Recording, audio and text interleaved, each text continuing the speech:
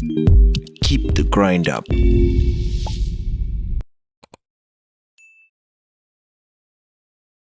Welcome everyone to Keep the Grind Up, your host Christian. Today our guest speaker on the chat space is Somboriot Kipchilat, also known as Sombo, a dynamic professional whose journey reflects deep resilience, bold transitions, and an unshakable commitment to growth. With a background rooted in transformative leadership and global impact, Sombo's life story is a powerful blend of perseverance and vision. Through candid reflections and lived experience, Sombo opens up about overcoming personal and professional challenges, offering a voice of encouragement to those on their own grind.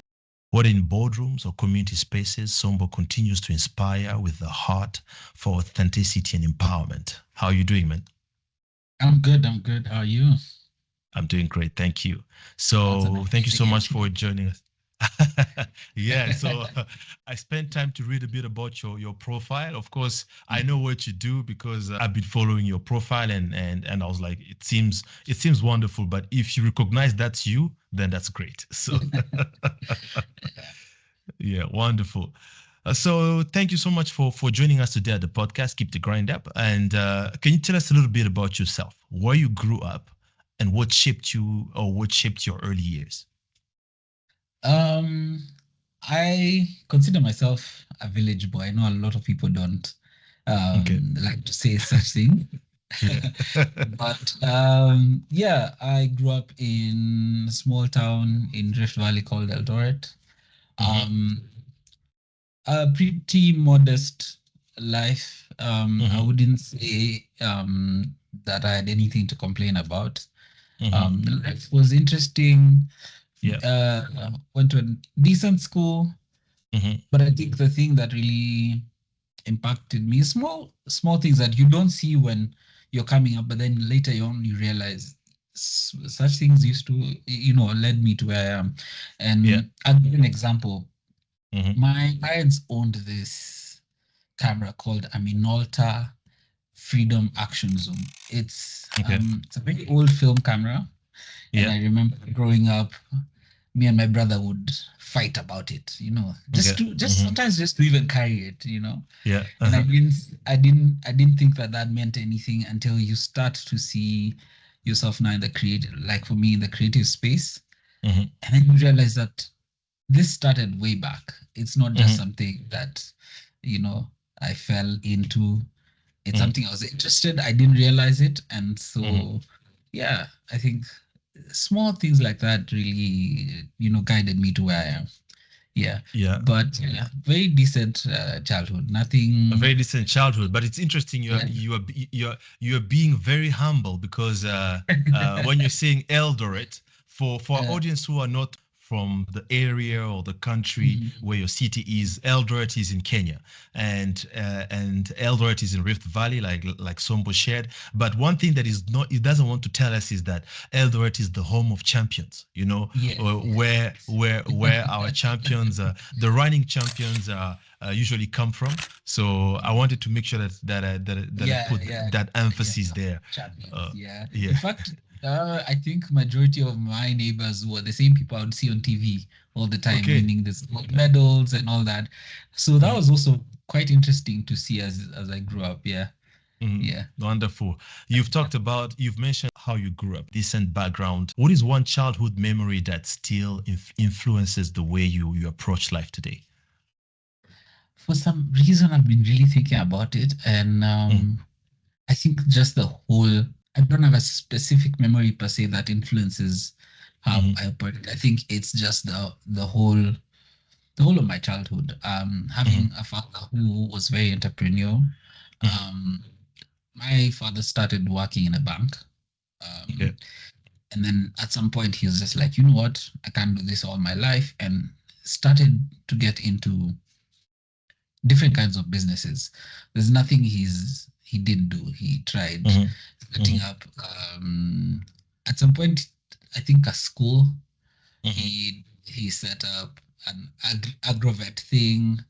Just a lot of things he tried. At some point, he was a distributor for a major juice and water company and all that. And so just seeing that, I think, gave me the will to curate my own journey, and not just jump into and sink into, being employed and all that, just being very entrepreneurial. So I think that's one major thing that I think guides a lot of what I do today. Wonderful. Yeah. Thanks so much for sharing that. Was there a moment you felt like giving up in your life, and what helped you keep going? Well, the interesting thing, I'm gonna give a quick story. This happened a few years back, but I'll say that this happens in an entrepreneur's life journey. This happens a lot. You'll always get into moments where you feel like, am I really doing the right thing? Am I still on the right path? And a few years back, I had my house broken into and I lost a lot of equipment. Okay. And I was set back quite a significant figure. And this is just immediately after I just won a grant. Okay. So I'd won a grant of quite a chunk of money. And I sunk a lot of it into, I invested a lot of it into equipment and all that. And I not mentioned earlier, but for the listeners or viewers, a photographer, videographer, a graphic designer. Let's just whole round creative. And so I sunk a lot of that money into that. And I think 2 weeks later, got robbed and lost all of it. Wow. And it really messed with my head, because I'm just like, how is it that, I just, won this grant and all of a sudden you lose everything and you feel like, you should just give up and, just go back to the village and go back, or just get a formal job and all that. And it's tough. Yeah, the thing that kept me going, at the time I was doing a project for a hospital, and this lady who I was working with, she's called Emma. What Emma did, because I had to call her and tell her, hey, I've lost footage and all that. And what she did is that she actually, so what happened was we were shooting quite a number of videos for the company, and we had done a few to start with. And so since we had to reshoot what we had done before, she just told me, for the rest of the project, what we'll do is that they would fund me hiring equipment. But then even on top of that, whatever quote I had I'd given them, she just asked me to go and, push it up. And it moved from it actually, for like a day or two, I didn't know how much to add on to that. The way you think, well, you've quoted, you've made money, and then they tell you, no, you know what, push it up a little bit. And I think it moved. And if I don't know if you mind if I use figures, I think I quoted around 100,000, and to me at that time, wow, that was a lot of money for the work I was doing.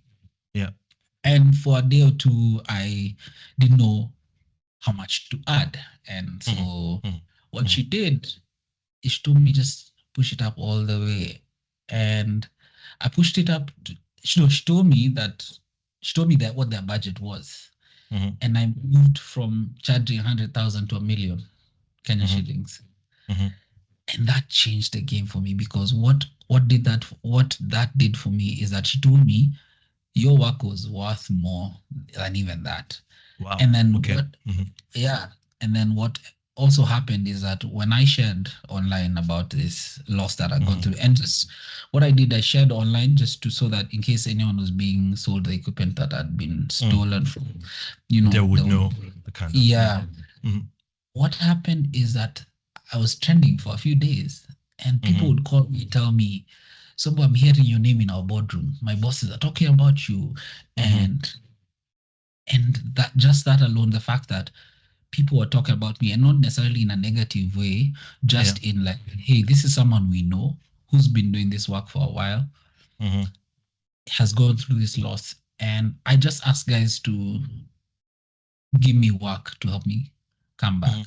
So aside from this lady pushing this quote that I'd done from 100,000 to 1 million, someone also offered me a job to go shoot a documentary in Sri Lanka.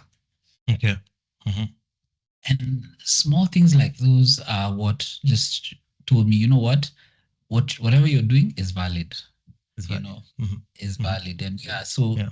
every time I feel like I want to give up, I remember not only am I doing this for me, but then there's people watching me. There's Mm-hmm.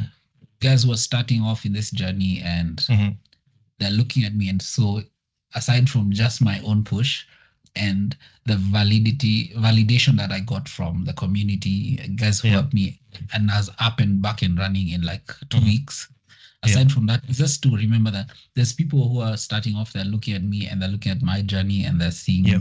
themselves in that and they Mm-hmm. want to go like that. So why would I be giving up? There's so much Yeah. support in the community. Yeah. Mm-hmm. That's amazing. Yeah. It's amazing you've Yeah. shared that. So you've reached a great milestone in your lifetime, and you've been given a grant. You're preparing something, you're going through something nice, but then life has a way of kind of trying to imbalance what you're going through, because you're here, then you lose your items, your tools, the thing that Yeah. helps you in your craft. And it's interesting how you bounced back, you continued, but how also the community supported you, right? Yeah. You've mentioned at that time you trended. Do you feel like, and this is maybe a pop-up question, something maybe you didn't expect from me, is do you feel like you trended at that time more than you used to trend before? Yeah, actually, I got numbers that I'd never seen before. And one of the things that I always do there, and it's a principle I live by, is there's a Swahili phrase that says, tenda wema, nenda zako. So basically that means just do good and let it be. Life has a way of rewarding you. And I think the reason I trended is I've lived life just doing my thing, never doing anyone wrong, doing stuff to the best of my ability. And so when I was in a position where I was struggling with this situation, no one was feeling like, you know what, they were happy because I was suffering. People felt like, no, this guy, we've seen him work, we've seen him do all these things. Let's help get back up. And it's because I think in interacting with so many different kinds of people, different people in different levels of life, they really helped push that. And yes, I did trend significantly more than what I used, because I used to just get a few numbers here and there for the work I do, but then on that specific day, wow, it was quite interesting. Yeah, and even in social media spaces that I was not even as active in, like I'm not as active on X or the former Twitter, but I remember that I put that post and I was seeing, and at the time getting 200,000 views in a day to me was just crazy. Yeah. So that's interesting. Thanks so much for sharing that. This next question is maybe close to what you've already talked about, but I want to see more from a future decision perspective as I'm asking you the question I'm going to ask. How has failure, or a perceived failure, something that you've perceived that this was failure in my journey, how did it shape your mindset or your future decisions? So when you looked at your failures, how did it start shaping the decisions you take in the future? I wouldn't say, and I think you use the right word, perceived failure. What I perceived as a failure is just getting into some financial distress, for lack of a better word.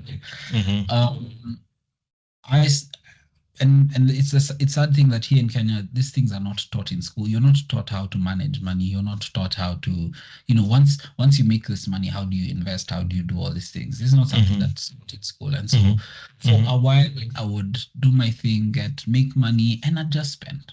And until a point I got to, and I would look at my bank accounts and I'm like, wait, but I've made so much money, and I couldn't account as to where that money had gone to.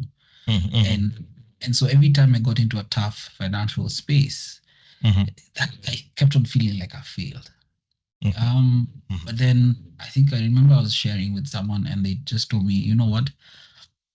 Don't live in that space. Just wake up, make changes. And so that's what one of the things I started doing is reading and educating myself on better financial decisions, where to do small investments here and there, how to account for your money, how to even set up proper businesses. Because the thing for me was, I started off as a freelance, and for very many, I was just, you pay me my rate, I do my thing, I leave.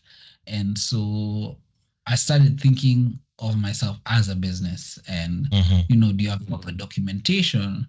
And I put myself on a salary. Thanks so much for sharing that. Would you consider, in terms of breakthroughs, we in our craft, in our grind, in our journey, we usually look for that breakthrough moment. What would you consider as a defining breakthrough moment in your life or career? I know you already talked about the moment. If we looked at the story you just mentioned earlier, it looks like a breakthrough. If that's a breakthrough, and I know it might not be the only breakthrough, maybe you have many of them, but what would you consider a defining breakthrough moment in your life career? If that's the one as well, we're happy to consider it. But if you have more, feel free to share as well. I actually have one more. A few years back, I was in a desperate situation.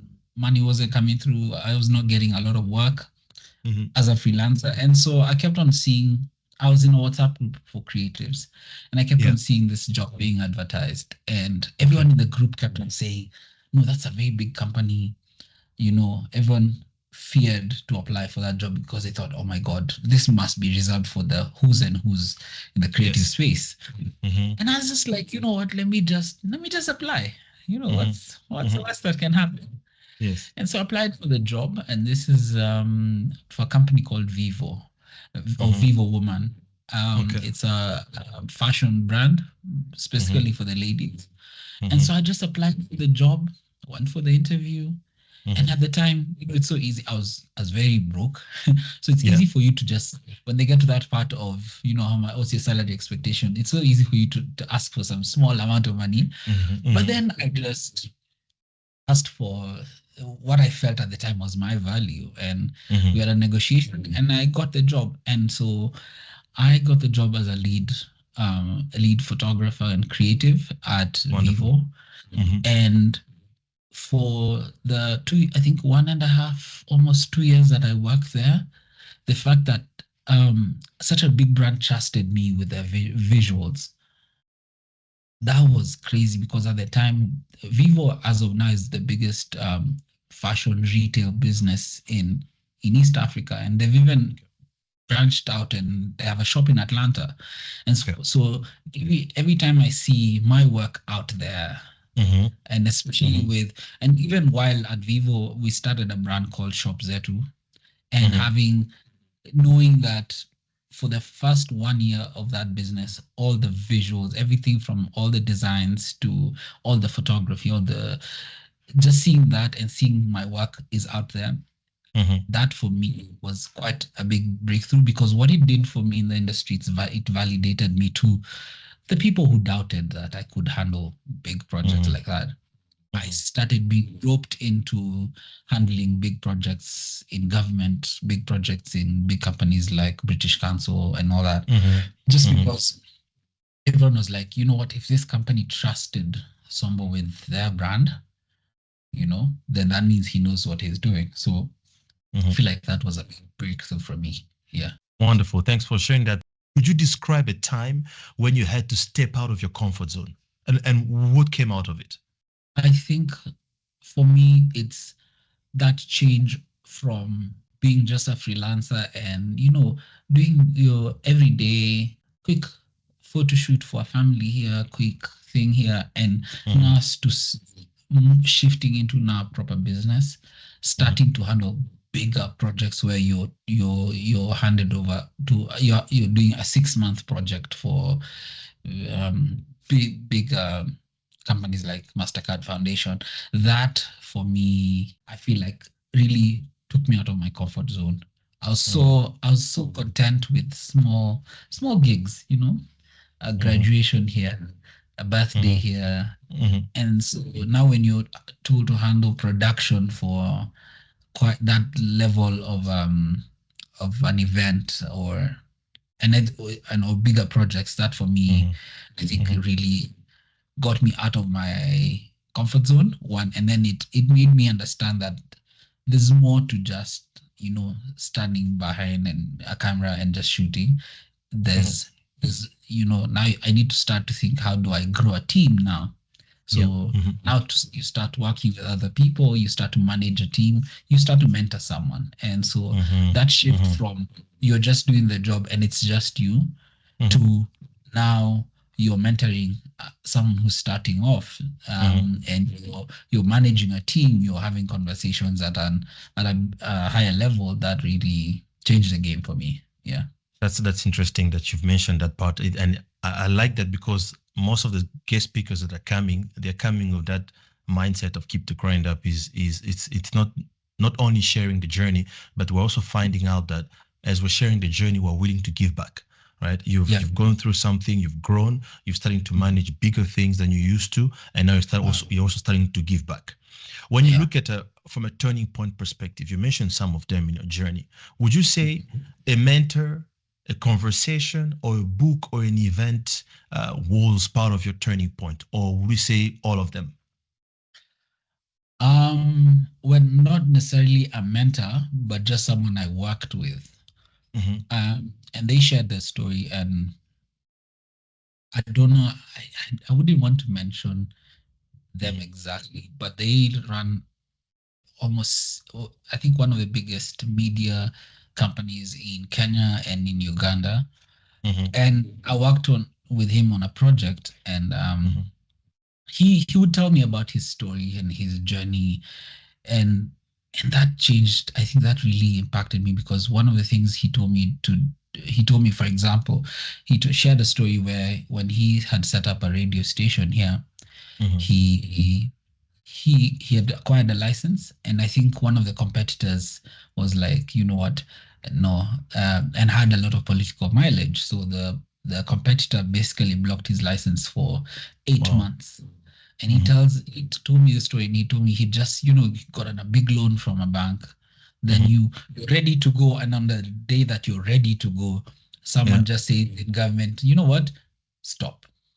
Wow. You can't broadcast, you can't do anything.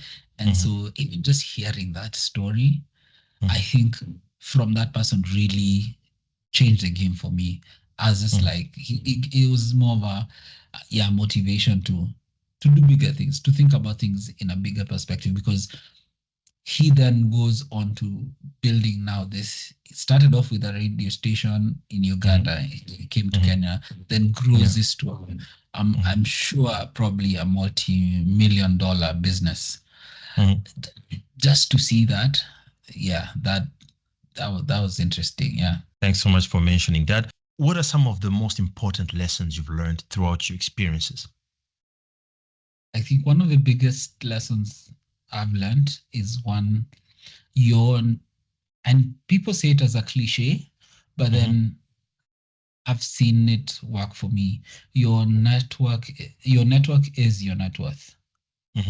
Your network is your net worth. I'd like to believe that a lot of the experiences that I have, the jobs I have right now, are because of the network that I've built.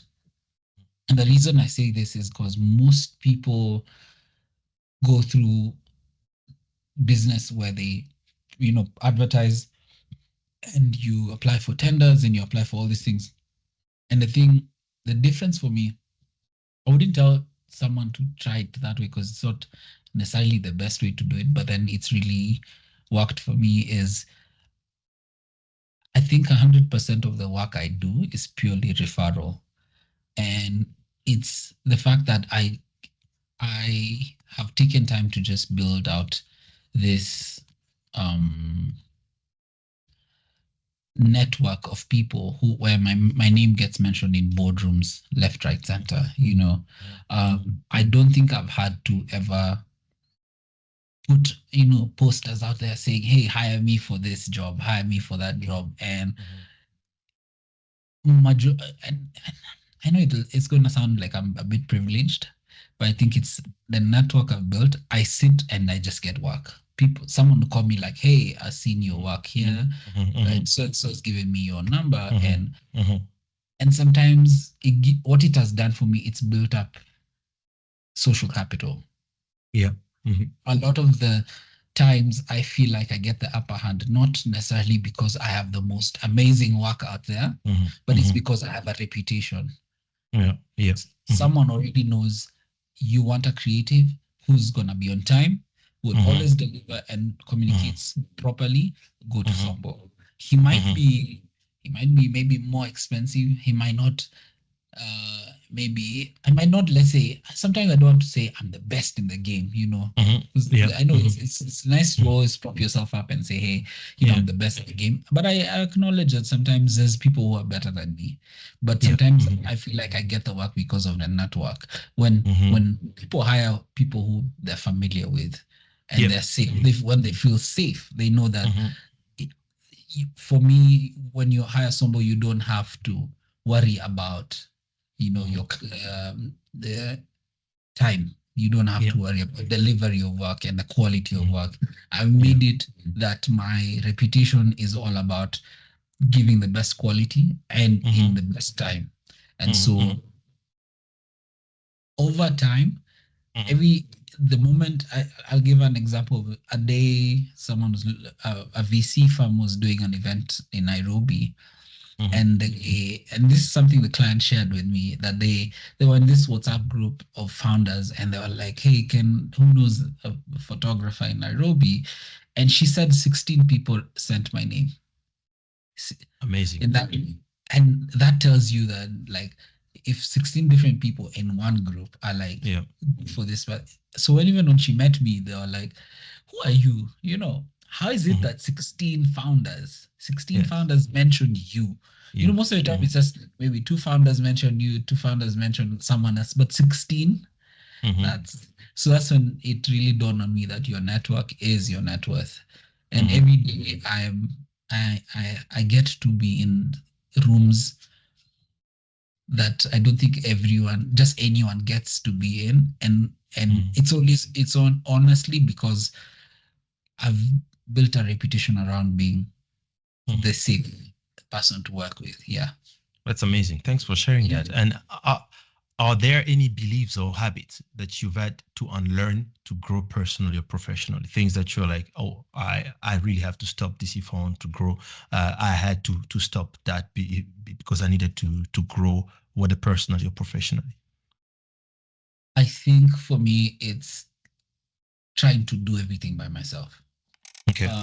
When you start off as an entrepreneur, there's you're the founder, you're the finance guy, you're the HR, you're everything, And so with time you learn that you have to start to delegate work. And sometimes you don't have to do everything, because I was HR, I was finance, I was communications, I was a guy doing the job, I was a guy doing everything, And I think when it hit me that, what, you need to start growing a team. You need to start let so-and-so do the jobs also so that they can learn.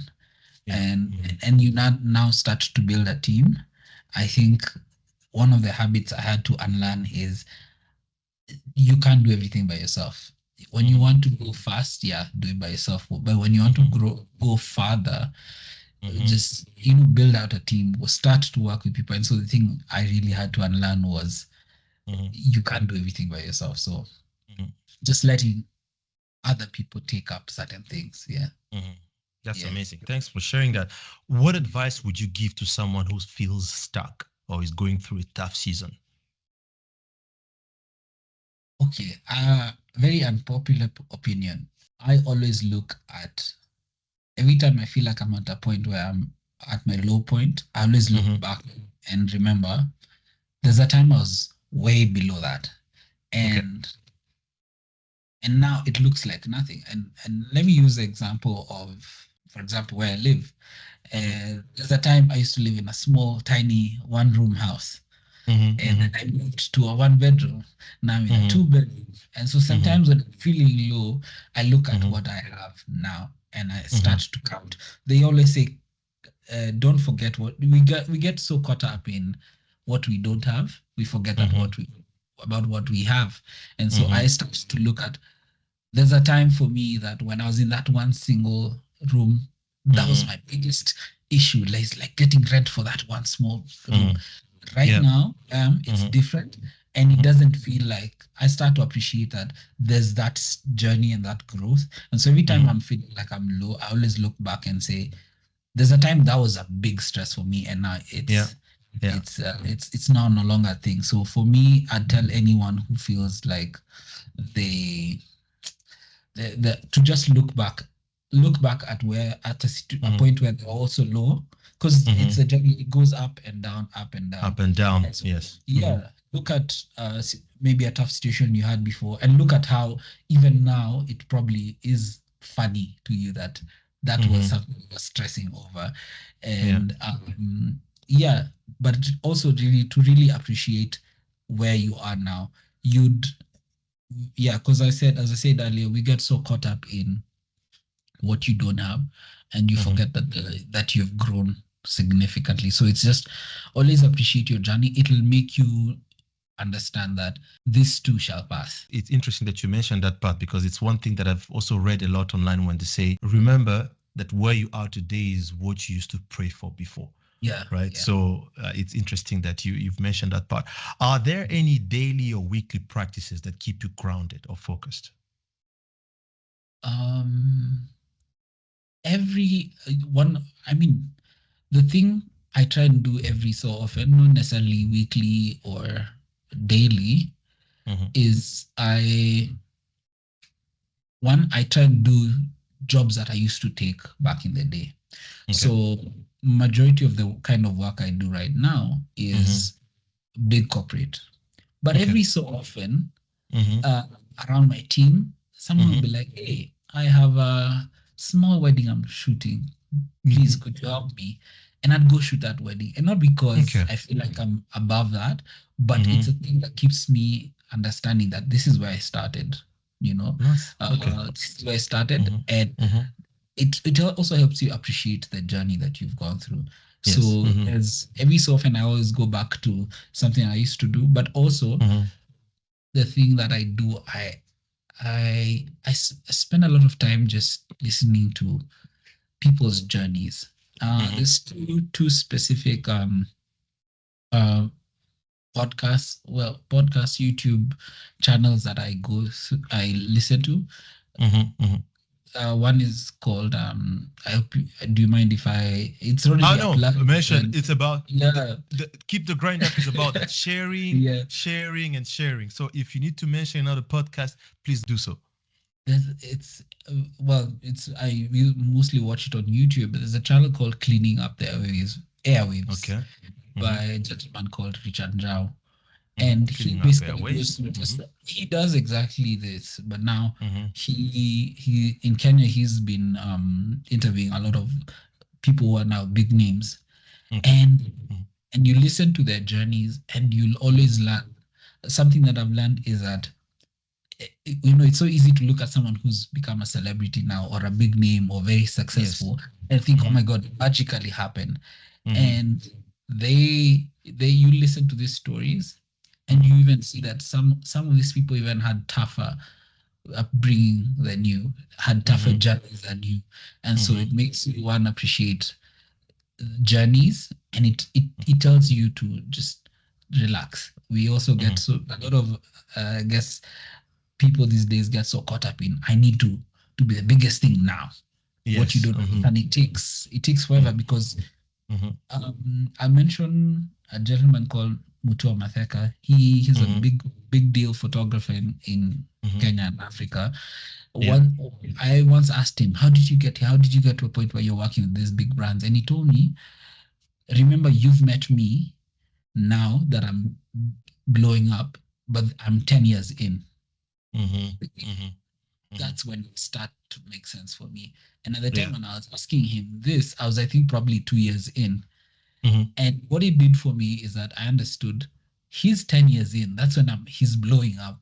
Why am I in a rush? Why am I trying to conquer the world? And every time I'm stressed, I remember That guy was 10 years when if I'm where I am, and for me now, it's actually weird that right now is probably 10 years in this creative game, and I can see what he said. I can literally see that there has to be a journey you go through to get to where you are. Yeah, and I should have started this by saying I do not in any way consider myself the greatest or perfect. But then I feel like everyone with a unique journey has a story to share, and I'm guessing this is and this is why Keep the Grind Up is all about, because it's really important for our audience and ourselves to hear stories. Today when someone is in the creative space, they hear a story about Sombo and what he's been able to accomplish. For me, it's really important for that Kenyan, that guy from Eldoret or someone outside Kenya can hear that there is someone like Sombo who's been going through something they may have been going through or they are going through currently, and he's able to make it out there. It's just for us to know that it's a journey, right? It's not about the destination, but it's about what you're going through, what a negative or positive that is making you the best version of yourself. So that's really amazing.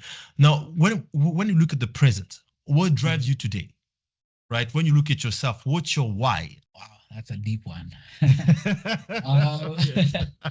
There's always, for all my guest speakers, there's always a deep one that has to come. Yeah. So this is yours. The why for me is, I mean, it's easy to say money. It's very easy to say, I'm here for the money. But then for me, it's every day I meet people who tell me, being a photographer, videographer, you and as you go through your journey, you will shoot people when they're starting off, maybe a podcast.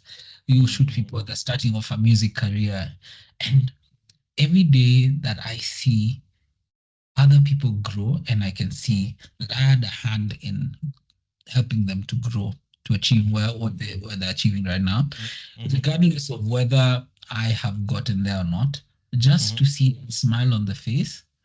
And to see someone successful, and I can proudly say, hey, I helped build that. That's it. That smile, the basically impact. I think if I was to put one word to it, is impact.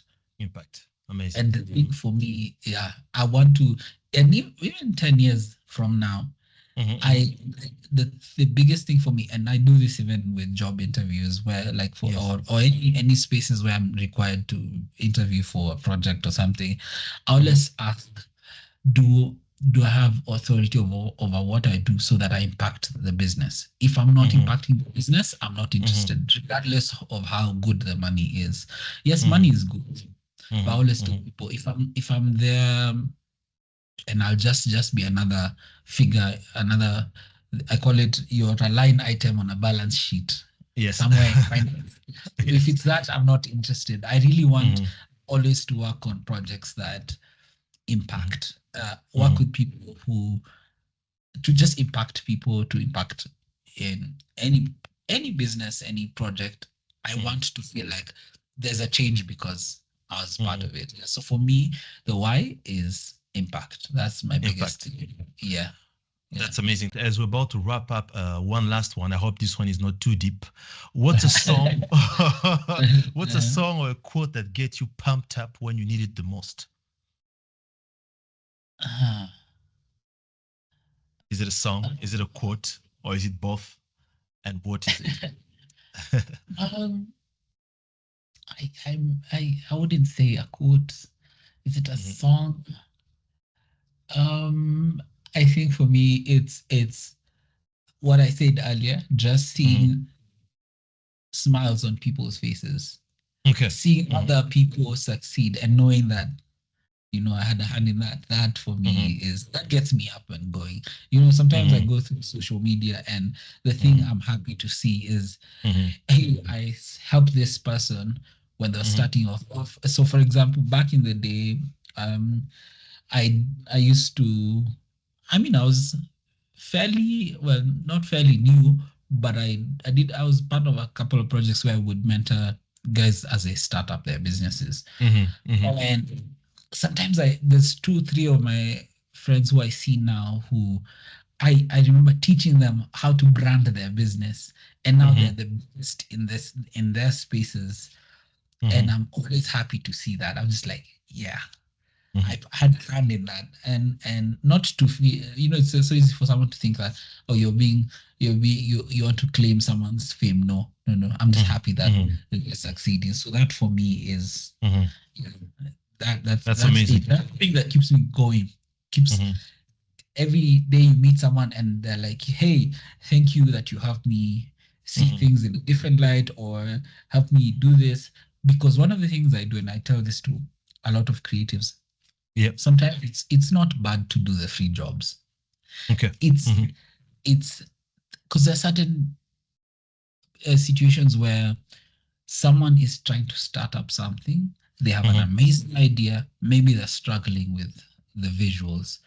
Yeah. The number of times to date, if I believe in what you do, I don't charge. Sometimes I don't charge you. And especially for people who are starting off, I really don't charge. I would not necessarily say I'll charge. I wouldn't charge because I know I'm sold into your vision. Once I'm sold into your vision, for me, money it no longer becomes a priority. It's good. But I always say, don't get too caught up in the money, and then you don't impact. Yeah. That's amazing, Sombo. Thank you so much. That's wrap up our conversation today. Thanks for joining us and for sharing this with our audience. If our audience would like to reach out to you or connect with you, where can they reach out to you? What are the channels that you'd share with them? I'm on all social media as Sombo_ keep something, and I think you have it somewhere in the description. I have somewhere, definitely. Yeah. But on all social media, yeah, I'm pretty easy to find. The only thing I'll not put out there is my phone number. Yeah, definitely. Or what we can do, we can end up doing what Kevin Hart did to Nick Cannon. We can put your number on a billboard in town in Nairobi and say, here's how to reach out to Sombo. Yeah. No, thank you so much for joining us. Ladies and gentlemen, that was Sombo, who continues to inspire with a heart of authenticity and empowerment. Thank you, Sombo. Thank you.